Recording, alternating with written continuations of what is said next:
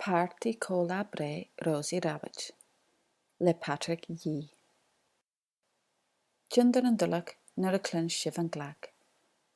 Turn the page when you hear the bell.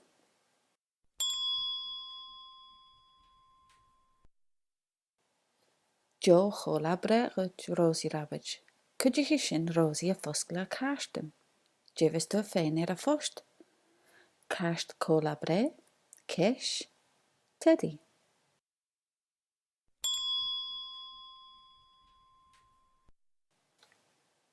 Han taim ann déanú deis leis an do fartaí Rosaí, an toiseach séidir sin an airste na balúnachin.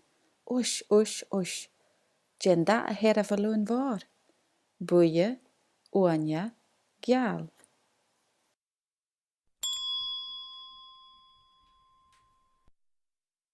Ha Rosaí slam an millish mór a dhéanú.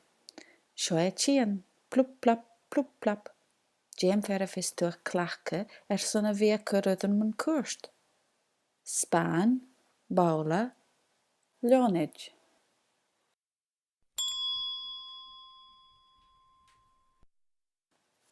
Hadres a partaí a Rosaí, nach í ha céad bria. Tóg dres a Rosaí ac an feic sin an phrunis a cóta bán.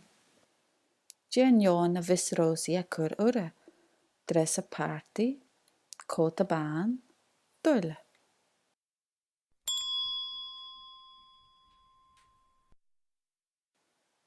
Brus de chlós an Rosaí, anis hau olaf san a fartaí. Dém fer an san feic Rosaí a hui. Brus, scán, bang lava.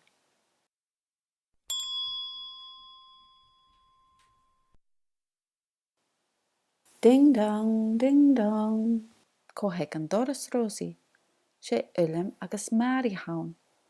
Dé hacca ga Rosaí, Post Lúrichen, presentan chomhlath Breith.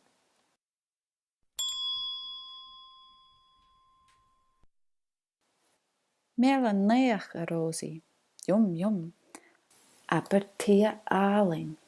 Dé betulat san ihe, céic chomhlath Breith, briscadin, úlan.